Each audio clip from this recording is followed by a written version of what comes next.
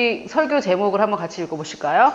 은혜의 복음과 겸손. 네, 그래서 저희가 지금까지 교만과 겸손에 대해서 4주 격주로 4번 했나요? 4번 스쿨을 했는데 그것과 비교해서 은혜의 복음과 겸손이 어떻게 연관이 되어 있는지 그것에 대해서 여러분들에게 말씀을 드리겠습니다. 자, 우리 사도행전 20장 24절인데 다 같이 한번 읽어보겠습니다. 시작. 내가 달려갈 길과 주 예수께 받은 사명 곧 하나님의 은혜의 복음을 증언하는 일을 마치려 하기는 나의 생명조차 조금도 귀한 것으로 여기지 아니하노라. 예, 제가 학교 다 마치고 이제 한국으로 돌아오면서 이제 이 놀라운 복음을 배웠으니까 나 혼자 좋고 내 신앙생활 잘하는 데만 사용하는 것은 진짜 옳지 못한 소액이다 이런 생각이 딱 들고 그래서 한국에 가서 어떤 모양으로든 전해야 되는데 지금은 뭐 다 겪은 일이고 돌아보니까 별거 아니지만 당시는 그냥 제가 어떤 신학적 배경이 있는 것도 아니고 한국에서 뭐 어떻게 그런 것도 아니고 한국에서 무슨 사역을 하다가 유학 갔다 온 것도 아니고 그냥 정말 나는 그냥 한 자매일 뿐인데 참 이것을 내가 어떻게 해야 되는가 그런 생각이 좀 많이 들었었고 많이 좀 무서웠죠. 이렇게 무섭고 떨리고 그런 마음이 많이 들었었습니다.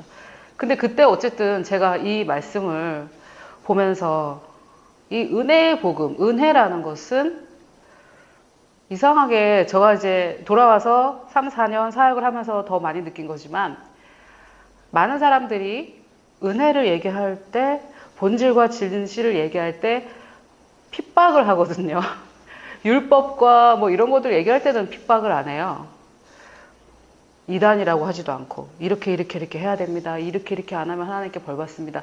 이런 얘기를 했다고 이단 시비를 받진 않는데 은혜와 좋은 소식, 어떤 본질 이런 것들을 얘기하면 많은 핍박이 있어요. 그래서 저는 이제 이것을 보면서 이 은혜의 복음은 목숨을 걸고 전해야 되는 건가 보다. 이렇게 이제 대략 생각을 하고 그래 내가 내 목숨을 걸고 하나님의 복음을 전해야 되겠다. 이렇게 이제 그 정도로 제가 이것을 이제 이해를 했거든요. 그런데 이번에 앤드루 워메 목사님께서 그 평소 때 조금씩 전하긴 했지만 겸손과 교만과 겸손에 대해서 이제 미국의 국내 이슈도 있고 이렇게 해서 그것에 대해서 계속해서 전달을 하시면서 그 겸손과 교만과 이 은혜와 은혜의 복음을 전달하는 것과 이 사역과 굉장히 밀접하게 관련이 되어 있다는 것을 깨닫게 됐어요. 그래서 운전 안 하시다가 하시니까 어때요? 좋은 것뿐만 아니라 신세계 아닙니까? 신세계. 또 남이 운전하는 차 옆에 얻어타기도 했잖아요. 얻어타면서 이게 편하고 좋구나 이런 거를 알기는 알았지만 직접 자기한테 차가 생겨가지고 이것을 활용을 해보면 완전히 차 운전하시는 분들 다 완전 다른 세상이잖아요. 차가 있기 전과 차가 있기 후는 정말 다른 것처럼 겸손에 대해서 알기 전과 알기 후에 이것을 삶에 적용하고 하는 것은 그거보다 뭐 하여튼 더 100만 배 더 다른 거예요. 그전에도 알았죠. 그전에도 겸손과 교만에 대해서 오명 목사님께서 말씀을 하시고 이렇게 했기 때문에 알기는 알았지만 남에게 한 번씩 얻어타는 정도? 차를 얻어타고 남이 차는 좋지. 차가 있으면 편하지. 다 인정은 하지만 내가 진짜 차가 생겨서 내가 차를 몰고 운전을 하고 다니면은 완전히 내 삶이 달라지는 것처럼 이게 교만이었고 이게 겸손이었구나. 이 교만하게 행하면 안 되는 거구나 삶이. 이거를 깨닫게 되니까 진짜 그런 경험을 제가 지금 하는 것 같아요. 그런 기분이에요. 그래서 다시 제가 그러면 이 은혜의 복음과 겸손과 무슨 관계가 있지 않을까 이런 생각을 하게 됐거든요. 관계가 있을까요? 없을까요? 관계가 있고 관계가 있을 뿐만 아니라 이렇게 딱 썼더라고요. 바울이. 성경에 분명히 썼더라고요. 그래서 그것에 대해서 제가 오늘 말씀을 드리면서 지금까지 했던 저희가 부산에서 스쿨을 했던 것을 좀 정리를 해볼게요. 이거는 이제 제가 워명 목사님 설교를 듣고 제가 좀 정리해서 여러분과 나눈 건데 하나님은 첫째, 교만한 자를 어떻게 하십니까? 교만한 자를 물리치십니다. 그래서 다윗이 그 나라의 왕이 다윗을 쫓고 이렇게 했을 때 다윗의 삶이 얼마나 힘들었어요? 근데 우주의 창조자가 나를 물리치신다. 이거는 너무너무 삶이 어려울 수밖에 없어요. 교만은 하나님께서 허락하지 않으시고 용납하지 않으신 거기 때문에 내 삶의 교만한 부분은 하나님께서 계속 물리치고 계세요. 이것을 영혼 몸으로 이해를 하셔야 된다고 말씀드렸죠. 영의 영역은 내가 하나님께 모든 것을 은혜로 받고 내 영으로는 하나님과 막힘없이 교제할 수 있지만 내 혼에 남아있는 이 교만한 태도와 자세, 내 마음의 교만한 태도는 하나님의 물리침을 받고 있습니다. 두 번째는 하나님은 겸손한 자에게 은혜를 주시는데 칸이 없어서 제가 못 썼는데 어떻게 주실까요? 더 큰 은혜. 그래서 교만한 자들에게도 은혜를 주실까요? 주시겠죠. 뭐 은혜는 은혜니까 주십니다. 교만한 자에게도 은혜를 주셔서 우리가 거듭나고 이렇게 다 했잖아요. 그런데 겸손하면 어떻게 주신다는 거예요? 은혜를 더욱 큰 은혜. 더욱 큰 은혜를 주신다는 거죠. 그래서 교만한 사람하고 겸손한 사람하고 누리는 은혜의 크기가 같겠습니까? 다르겠습니까? 이게 다른 거예요. 그래서 우리가 이런 현상들을 보고 하나님 저 사람한테 축복하셨다. 이 사람한테는 축복을 안 하셨다. 이렇게 우리가 해석을 하는 건데 그게 아니라 우리의 혼에 마음의 자세가 교만하면 은혜가 풀어져 나갈 수가 없는 거죠. 그래서 그러면 이 교만이 무엇인가 이것을 이제 알아야 될 거 아니에요. 근데 인간들이 정의하는 교만과 하나님이 정의하는 교만이 너무 다른 거죠. 자, 교만은 뭐냐면 자기 중심인 거예요. 자기 중심. 이거를 이 안경을 여러분이 딱 끼고 나서 이제 딱 보면 너무 분명하게 보여요. 아, 저 사람이 좀 괴로운 거는 자기 중심적이기 때문에. 저 사람 둘이서 싸우는 거는 지금 자기 중심적이기 때문에. 이게 이제 보이는 거예요. 본인은 모르죠. 뭐 본인은 모르는데 본인이 자기중심적이니까. 그래서 자기중심이 교만인데 우리가 생각하는 오만하고 거만한 것과 교만이 좀 다르거든요. 오만하고 거만한 거는 너무 잘 보이죠. 저 사람 오만하고 교만하네. 오만하고 거만하네. 그런데 샤이한 거, 쑥스러워하고 이렇게 하는 것과 두려워하는 것도 교만이라는 거죠. 두려워하는 거하고 샤이한 거는 오만하고 거만한 건 아니지만 교만이 더 크게 있는데 두려운 마음, 남 앞에서 부끄러워하는 것도 결국은 왜 부끄러워하고 두려워한다는 거예요? 자기 중심이기 때문에. 그래서 그러면 타인 중심이어야 되느냐? 타인 중심이어야 됩니까? 뭐 중심이어야 돼? 하나님 중심. 그러면 자기 중심이면 안 된다 이러면 우리 그럼 남편 중심? 바로 이렇게 자식 중심? 이렇게 되는데 그게 아니라 인간 중심이 아니라 하나님 중심으로 하나님 중심에 서 있을 때 우리가 자기 중심, 인간의 중심이 되지 않을 수가 있는 거죠. 그래서 또 하나님께 복종하는 것, 바로바로 복종하는 것이 곧 겸손입니다. 그래서 어떻게 보면 뭐 성경의 예를 들어보면 바울이 마가 요한이 따라갔다가 이제 여행을 따라갔다가 그냥 중간에서 못하겠다고 돌아가가지고 이제 마가 요한은 같이 우리랑 못 다니겠다 이렇게 얘기를 해가지고 바나바하고 싸움이 크게 나죠. 바나바는 데리고 다니자. 바울은 안 된다. 그러면 어떻게 보면 여러분 뭐가 더 교만이고 뭐가 더 겸손인 것 같아요? 인간의 시각으로 볼 때 한 번 실수했다고 저렇게 사람을 잘라버리네? 이러면 교만이죠. 하지만 성경이 그 다음에 바나바를 따라가지 않고 성경이 그 다음에 바울을 따라갔거든요. 바나바 설하는 게 없잖아요. 그래서 바울은 성령의 음성을 듣고 순종을 했겠죠. 얘는 안 되겠다. 나중에 마가 요한이 회복해서 이제 마가 요한이 나한테 유익하니까 데리고 오라고 이렇게 얘기는 했지만 그 당시에는 그렇단 말이에요. 그러면 사람의 눈으로 보기에는 저 바울 사도는 사랑이 없다. 이렇게 되겠죠. 그래서 우리는 성령의 인도를 받아야 되는데 사람들이 뭐라 하겠노? 이렇게 하면서 성령의 인도를 받지 못하게 되는 거죠. 성령의 인도를 받는 것은 어려운 건 아니에요. 성령 세례를 받은 사람이 성령의 인도는 다 받습니다. 여기 계신 분들은. 성숙해야 받는 게 아니에요. 이거는 성령께서 나를 인도하는 것이지 제가 인도를 받는 게 아니거든요. 성령께서 인도하시는 거는 다 동일해요. 그런데 누가 이거를 자기 중심, 사람 중심으로 거절하지 않고 하나님 중심으로 반응할 것이냐. 사람들이 뭐라 하겠노? 돈이 많이 들 텐데 이런 것도 있잖아요. 그런 게 하나님의 음성을 듣지 못하게 하는 거죠. 듣고도 순종하지 못하게 하는 거죠. 그래서 겸손한 사람은 바로 순종하고 바로 복종을 해요. 그것이 겉으로 드러날 때는 굉장히 오만하고 거만하게 보일 수도 있다는 말이에요. 하지만 그 사람하고 하나님의 관계 속에서 하나님께 순종을 해서 하는 일들이란 말이에요. 그래서 하나님께 바로 복종하는 것이 겸손이라고 말씀을 드렸고 그 다음에 또 제가 여러 각도로 좀 설명을 하려고 이렇게 여러 각도로 설명했는데, 믿음이 겸손이고 두려움도 믿음이거든요. 두려움은 믿음이에요. 뭔가를 믿는 건데 사단의 말을 믿는 거죠. 세상의 말을 믿는 거죠.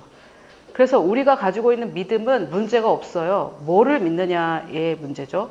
그래서 하나님의 말씀을 믿을 때는 겸손이기 때문에 거기에는 은혜가 더욱 풀어져 나가고 내가 할 수 없는 일을 할 수가 있겠죠. 은혜가 넘치니까. 하지만 두려워하고 있다는 것은 뭐예요? 사단의 음성을 듣고 있다는 거거든요. 그래서 제가 지난 시간에 이 두려움 생각이 드는 것과 두려워하고 두려움을 말하는 것은 굉장히 차이가 있다라고 말씀을 드렸어요. 또 순종과 불순종. 순종은 겸손한 사람이 하는 것이고 불순종은 교만하기 때문에 한다.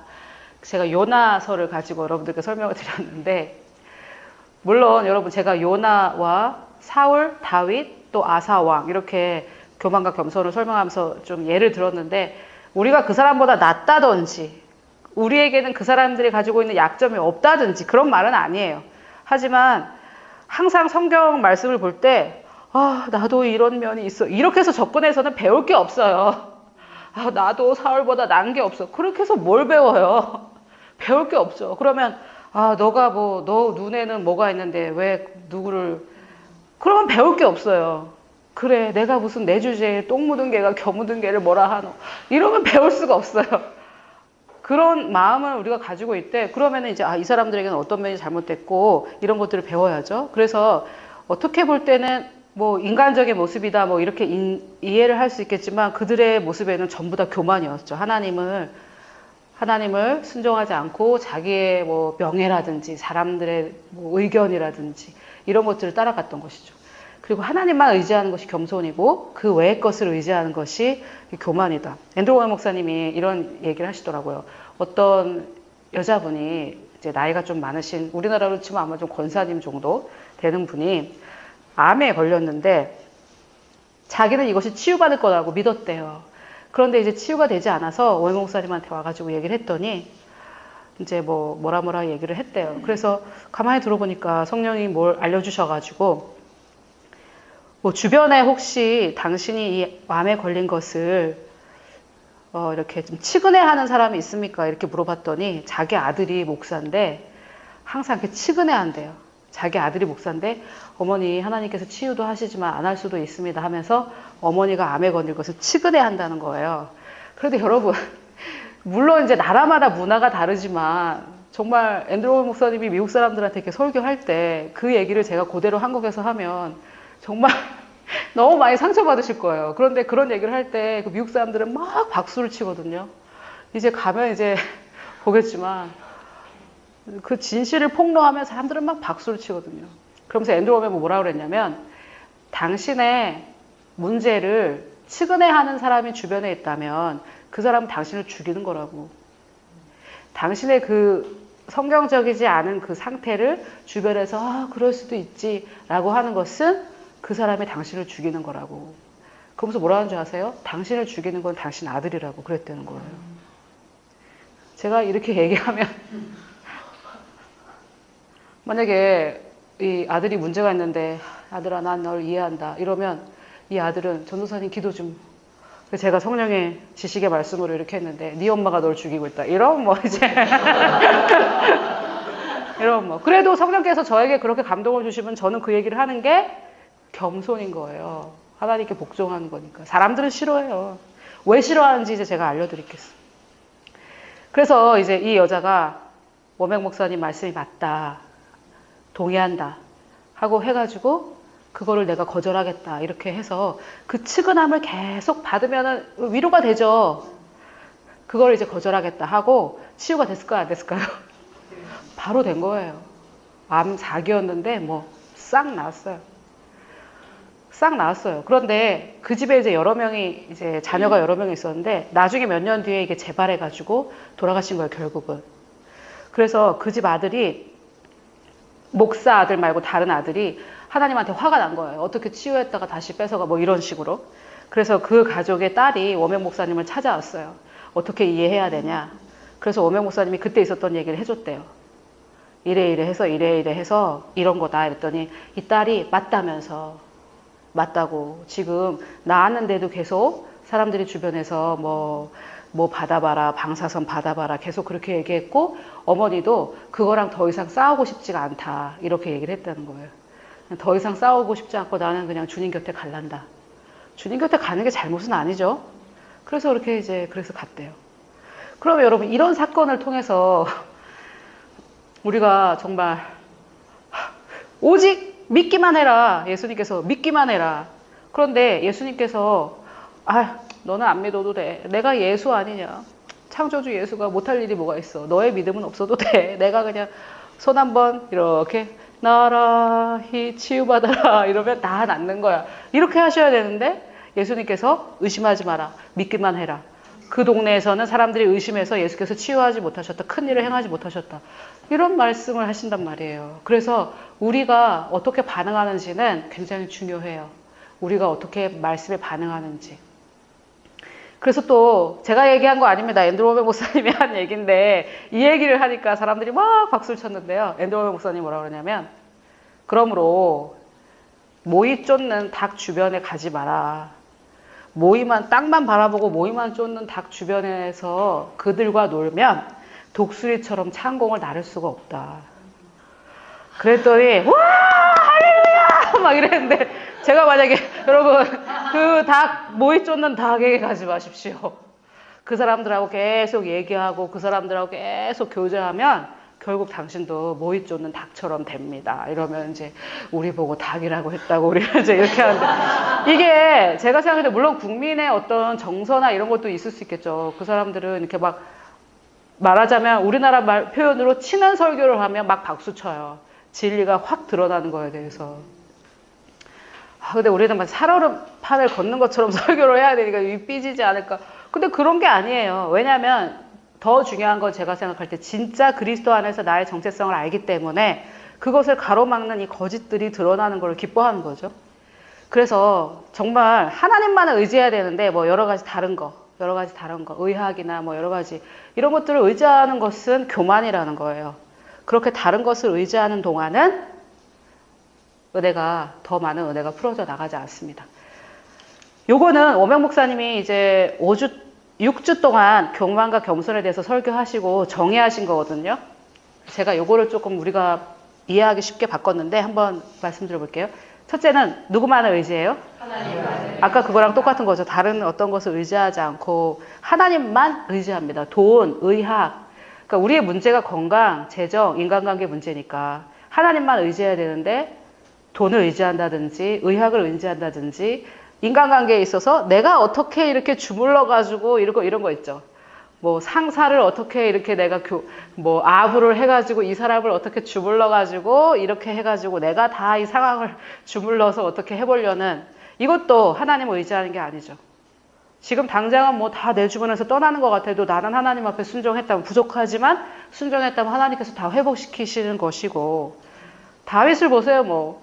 왕으로 기름 부으심 받았는데 아둘람 굴에 갔더니 빚진 자, 억울한 자, 이런 사람들만 그냥 모여가지고 그 다윗이 계속해서 하나님을 의지했을 때 나중에 다윗과 주변의 새 용사 같은 그런 놀라운 인간관계를 허락하셨죠. 그런 것처럼 하나님께서 다 해주실 거라는 것을 의지하는 거죠. 그리고 제가 하나님 말씀을 통해서 제 경험이라기보다는 하나님 말씀을 통해서 보면 시험이 다 있어요. 하나님으로부터 오는 시험. 아브라함에게 그 이삭을 바치라고 하셨는데 일단 여러분 그 구절을 읽고 하나님 정말 너무 잔인하시다 이렇게 생각하시는 분들 계신데 당신에게 바치라고 하지 않았잖아요. 그러니까 우리가 성경을 보면서 나한테는 요구 안 하세요. 수준에 맞게 하나님께서 요구하시는 거지. 그래서 그 사람의 이 사람이 감당해야 될 어떤 일이 있으면 그 전에 이 금을 연단하고 해야 될 일들이 있잖아요. 그러니까 여러분 좁은 길이 뭐냐면 넓은 길은 뭐예요? 쉽고 그러니까 많은 사람들이 찾아가죠. 그래서 넓은 길에서는 남도 좀 씹어도 되고 두려워 이렇게 해도 되고 넓은 길이에요. 되는 게 많아요. 되는 게 많아. 영화도 봐도 되고 뭐 19금 좀 보면 어때? 그리스도인인데. 거기에는 많이 모여요. 근데 그 길이 결국은 어디로 인도해요? 멸망. 지옥은 아니에요. 다 그 사람들은 구원을 받지만 이 삶에서 멸망. 그런데 생명으로 인도하는 길은 뭐예요? 좁아요. 남력도 하면 안 돼요. 드라마도 보면 안 돼요. 19금 이런 거 보면 안 돼요. 내 자식이 안 했으면 좋겠는 일은 나도 안 해야 돼요. 저 전도사가 좀 안 했으면 좋겠다. 그런 일은 나도 안 해야 돼요. 아, 목회자가 어떻게 저런 거 할 수 있어. 그런 건 나도 안 해요. 그러니까 뭐 굉장히 좁죠. 그 길은 좁아요. 그 길은 좁은데 결국은 예수님이 걸으신 길이죠. 예수님이 하지 않았을 만한 일은 이제 나도 안 해야 되는 거죠. 그러면 이제 생명으로 인도를 받는 겁니다. 그러면 이제 두 번째, 그러면 이제 교만에 대해서 배우고 겸손에 대해서 배우면 그러면 이제 말도 못하네. 이제 내가 뭐 잘하는 거 말도 못한다. 이렇게 되는데 내가 잘한 일은 아까 바울처럼 내가 잘한 일에 대해서는 말할 수 있는 거예요. 내가 잘한 일에 대해서는. 그래서 집사님 수고 많이 하셨습니다. 오늘 설교가 좋았습니다. 그러면 아닙니다. 우리는 이러고 또 말은 다 하나님이 하셨죠. 이렇게 하지만 그 자세를 통해서 여러분이 알 수 있잖아요. 다 하나님이 통해 그게 아니고 그냥 괜히 다 하나님이 하셨습니다. 이렇게. 근데 오늘 정말 은혜 받았습니다. 할렐루야. 제가 설교 준비를 열심히 했습니다. 그렇지만 하나님께서 나에게 말씀을 주시고 그래서 인정을 하지 말라는 건 아니에요. 인정을 하지 말라는 건 아니고 이것이 아까 바울의 고백처럼 시작도 하나님의 은혜, 내가 수고했지만 결과도 하나님의 은혜다. 그래서 미국의 어떤 오백 목사님 친구가 아프리카에 가가지고 이제 사역을 하는데 그분을 저도 만났는데 그분은 이제 좀 기적 사역을 하세요. 그래서 아프리카에 갔는데 이제 뭐 너무 이제 기적이 많이 일어나니까 다음날 이렇게 나갔더니 사람들이 막 그냥 이 사람을 만지려고 하는 거예요. 그래서 이 데이브 두웰이라는 목사님이셨는데 작년인가 돌아가셨는데 저도 만났고 이렇게 그런 분인데 하여튼 이분이 제가 아닙니다. 저를 만지시는 게 아닙니다. 막 이렇게 하려고 했다는 거예요. 그랬더니 이제 성령께서 자 데이브 이러면서 내가 타고 갔던 그 당나귀가 사람들이 몰려오고 호산나 막 이렇게 했을 때 당나귀가 내가 아니에요. 이러면 어떻겠냐. 얼마나 웃기냐 그거는. 사람들은 네가 아니라는 걸 안다. 네 안에 당나귀가 태운 그 예수가 네 안에 있기 때문에 너를 만지려고 하는 것이다. 그래서 이제 데이브 도웰 목사님이 막 만지라고 자기를 막 이래가지고 이제 그분은 워낙에 이제 기적 사역을 하실 분이니까 뭐 다 기적이 일어나고 이렇게. 그래서 우리가 하나님께 영광을 돌리면 이게 내가 하나님의 영광을 취하는 것이 아니니까. 그런데 본인이 다 아시잖아요. 본인이. 제가 말은 하나님께서 다 하셨죠 하면서 내 마음은 내가 알잖아요. 내가 좀 하지요. 제가 좀 잘하지요. 뭐 원래 타고난 감이 있잖아요. 제가. 그러면 이제 이 사람은 뭐예요? 교만한 거고 교만은 패망의 선봉이니까 그러면 어때요? 곧 망하는 거죠, 그 사람은. 그래서 뭐 서로 그런 것이 보인다면 우리가 그거 좀 지금 약간 교만이 살짝 올라오려고 하시는데 뭐 포장해서 얘기를 하시든 어떻게 해서 얘기하시든 이 사람이 왜냐면요 여러분 제가 사실 처음에 한국에 돌아와가지고 뭐 조세 프린스 뭐 이런 사람들 설교 들으면서 어떤 생각했냐면 와, 저 사람이 아는 거 저거 다 나도 아는데 이런 생각이 들더라고요, 제 마음속에. 나도 저거 다 아는데 왜 저 사람은 저렇게 사역을 크게 하고 나는 크게 못하지? 바로 요 생각 때문에 그런 거예요. 바로 요 교만한 생각 때문에. 근데 제 진심으로 저 설교 저 내용 나도 저거 다 아는데. 그래서 내 마음은 내가 체크해야 돼요. 그리고 진짜 겸손하게 원하는 사람은 내 마음에서 교만이 있을 때 이거 지금 교만이고 이대로 갔다가는 난 망하는구나 이러고 자기가 자기를 물리쳐야죠. 하나님이 나를 물리치시기 전에.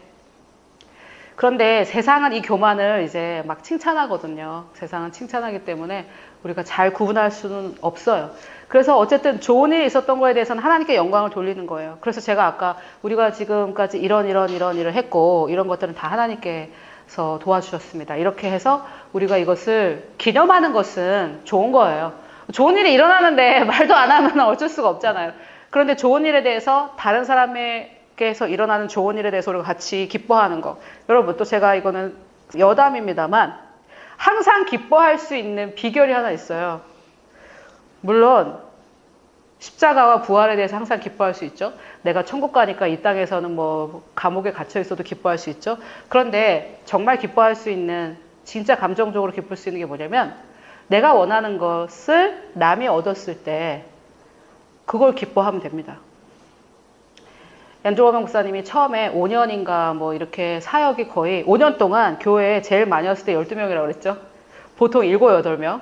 그 중에 5명이 자기 가족, 부목사, 자기 가족 3명이랑 부목사 부부. 그리고 2, 3명 정도 오고 그 뭐 밥을 줬을 때인가 그때 12명. 5년 동안. 우리는 지금 4년 됐는데.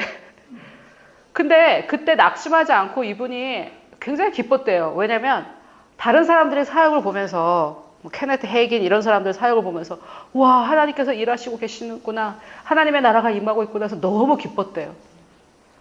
저는 참 그분에게 그런 걸 배우고 싶어요. 그래서 내가 원하는 걸 내가 지금 갖고 있지 못해도 와, 앤드루 워먼 목사님 사역이 저렇게 성장하고 있구나, 하나님 나라를 임하고 있어. 와, 조이스 마이어 목사님 사역이 저렇게 성장하고 있구나, 하나님 나라는 임하고 있어. 와, 이 가정에 이런 일이 있었네, 아, 할렐루야. 기뻐하면 우리는 항상 기뻐할 수 있어요.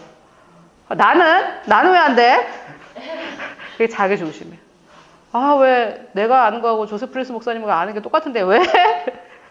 자기만. 이 집은 차가 생겼는데 나는 왜? 그러면 항상 슬퍼요. 그리고 교만은 항상 싸우고 상처받고 실족해요. 와!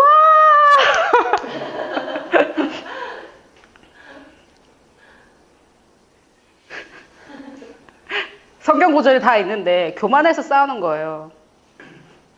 교만하면 그 가정에 싸움이 있습니다. 아, 내가 교만한 게 아닐지 모르지만 교만에 반응을 하고 또 상처를 받아요. 제가 상처받을 때를 생각해 보니까 이럴 때 상처받더라고요.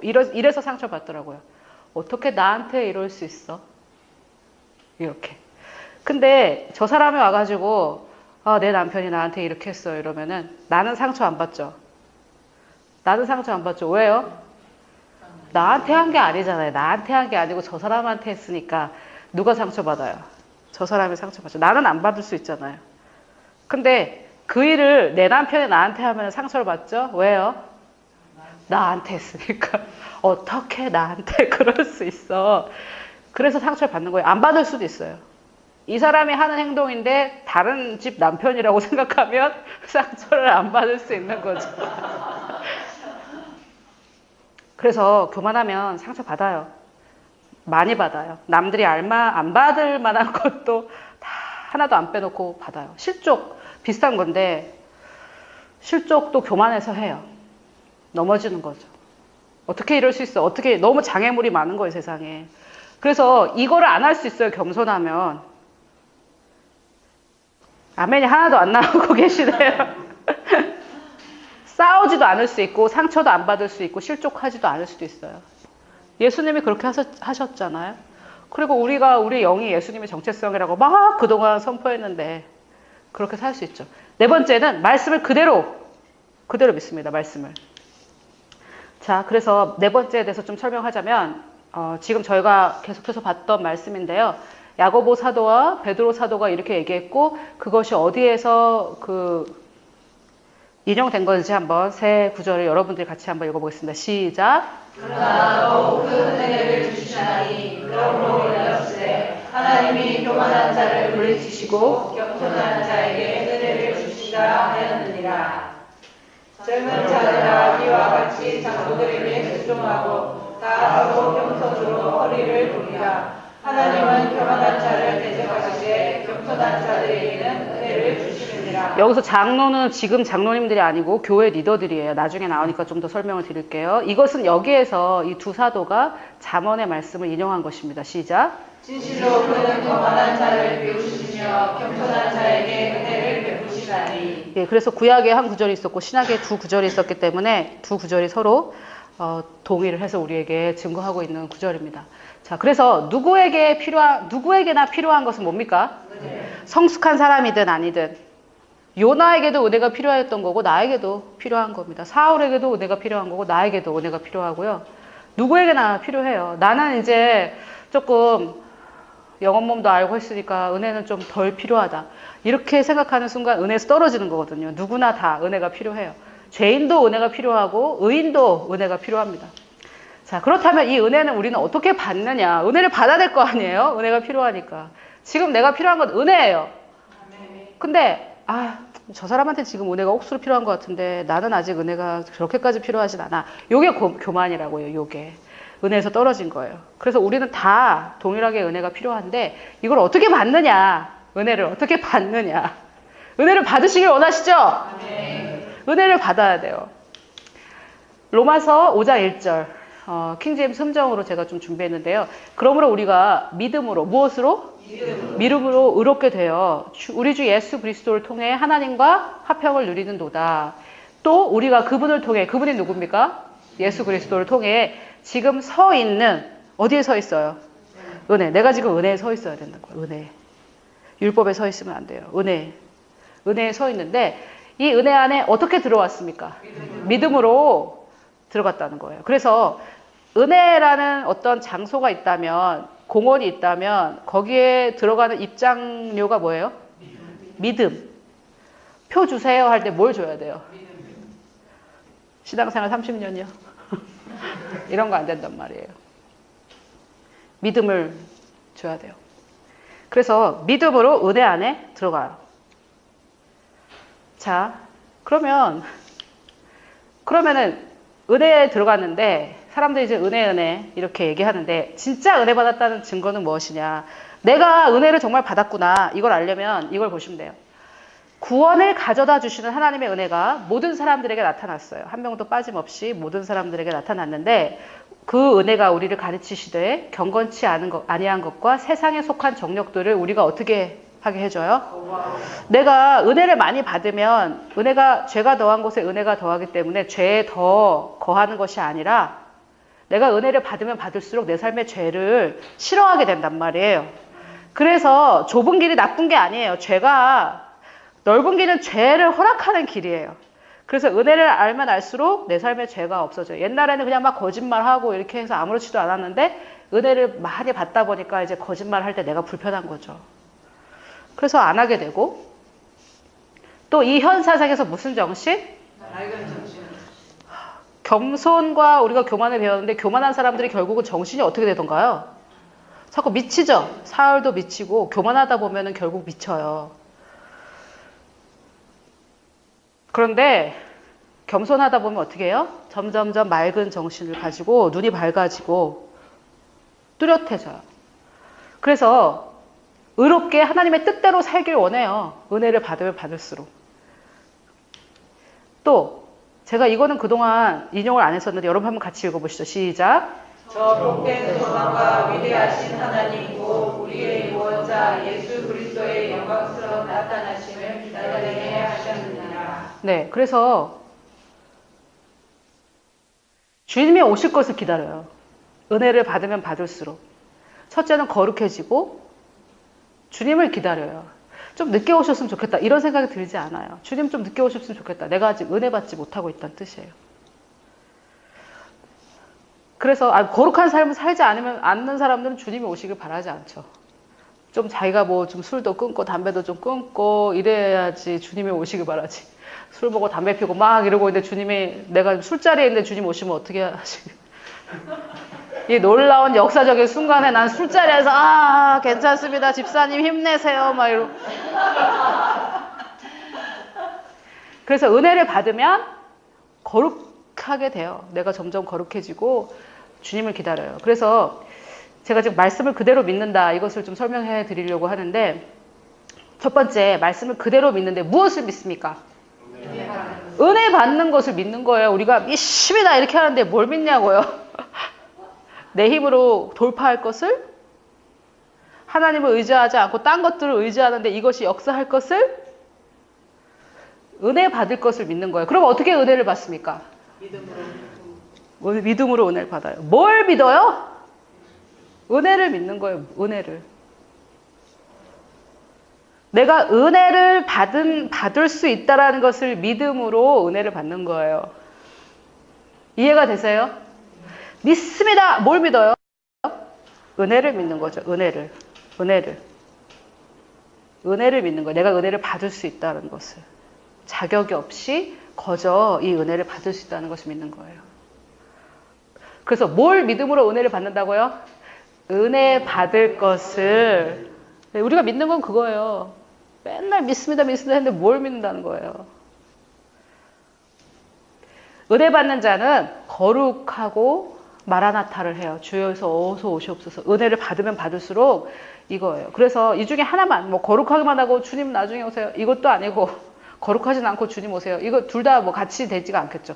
그래서 이제 은혜를 받았다라는 증거죠. 거룩한 삶을 자꾸 추구해요. 그리고 사실은 세상에 거룩하지 않은 모습들을 하나님께서 용서하시긴 하지만 그것 때문에 괴로워요. 롯의 의로운 심령이 소돔과 고모라에서 상했다고 그랬거든요. 자, 그래서 첫째, 하나님을 의지한다. 둘째, 한번 읽어보시죠. 시작. 좋은 일에 대해 하나님께 영광을 돌린다. 셋째, 싸우거나 상처받거나 실족하지 않는다. 넷째, 말씀을 그대로 믿는다. 네, 말씀을 그대로 믿어요. 말씀은 반드시 역사합니다. 아멘. 말씀을 적용하는 사람에게는 반드시 역사합니다. 아멘. 제가 별로 경험이 없어서 뭐 아멘이 크게 안 나오시는데 조이스 바이 목사님이 지금 73세, 4세가 돼서 하시는 말씀은 반드시 역사합니다. 아멘. 열심히 연구하고 읽고 자기에게 적용하는 자들에게 말씀을 반드시 역사합니다. 아멘. 그러니까 그 몇만 명이 우와 아멘 막. 근데 여러분 마음에 말씀이 역사 안 했는데 그것을 물리치십시오. 그게 마귀짓이고 둘이서 그 얘기를 나누고 있으면 뭐라고요? 창공을 높이 나르는 독수리입니까? 뭡니까? 먹이를 쫓는 땅만 바라보면서 먹이를 쫓. 그런데 닭인 걸 어떻게 해, 나는. 그게 아니라 우리는 내가 선택하는 게 될 수 있어요. 창공을 열심히 나르는. 까마귀가 깍깍거리면서 독수리를 괴롭히는데 낮은 데에서는 괴롭힌대요. 근데 어느 정도 고도를 올라가면 까마귀는 그 고도를 못 올라간대요. 견디지 못해서. 그래서 독수리는 올라가는 거죠. 그래서 까마귀랑 어떻게 싸웁니까, 독수리는? 같이 싸워요? 깍깍 이러면서. 까마귀는 깍깍 이러면 독수리는 뭐라 해요? 독독 그래요. 안 싸우는 거죠. 아유, 까마귀들아. 이러면서. 그래서 여러분, 백로는 까마귀에게 가지 마십시오. 한 명만 백로고 나머지는 다 까마귀인가 봐. 자, 다섯 번째. 다 한번 읽어보시죠. 시작. 사흘에 죽었다. 또는 매일 죽는다. 저를 포함해서 이 중에 이 말씀을 좋아하는 사람은 하나도 없습니다. 그리고 이 말씀이 싫은 정도하고 내 자아가 펄펄 살아있는 정도는 비례해요. 그런데 제가 이거를 이제 아까 우리 차가 생겨가지고 운전하면서 뭐 신세계를 경험하고 있는데 이게 지금 저에게 그런 거예요. 이게 지금 교만에 대해서 여러 가지, 교만은 한 가지인데 우리가 이해를 못하니까 여러 가지로 지금 설명하고 있는 거예요. 두려움도 있고 싸우지도 않고 여러 가지. 근데 자기 중심이라는 건 뭐냐면 자아가 살았다는 거거든요. 근데 여러분 제가 뭐 나이가 많고 신앙생활을 많이 했다면 많이 했지만 그래도 아직 어르신은 아니잖아요. 근데 제가 보니까 제 삶을 돌아봐도 다른 사람의 삶을 보고 제 삶을 봐도 자아가 살아있잖아요. 삶이 너무 괴롭고 고달파요. 삶이 너무 괴로워요. 제가 막 속이 상하고 괴롭고 이랬던 적이 많았는데 이제 그런 게 없거든요. 제 안에 속상하고 이런 게 없어요. 그래서 과거에 내가 속상하고 괴롭고 막 이랬던 걸 생각해 보니까 다시 돌아가고 싶지 않아요, 거기로. 아무리 그때 내가 20대라고 해도 다시는 돌아가고 싶지 않아요. 근데 그때 뭐가 살았냐면 뭐가 살았는 거야, 내 펄펄 살아가지고. 자아 이꼴 교만이에요. 자아 이꼴 육신. 그래서 자아에 대해서 겸손한 사람은 어떻게 해요? 죽었고 그것은 영에서 일어난 일이고 또 매일 어떻게 해야 돼? 매일 죽어야 돼요. 매일. 자, 여러분 표정 점점 어두워지고 있습니다. 자, 고린도전서 15장 31절.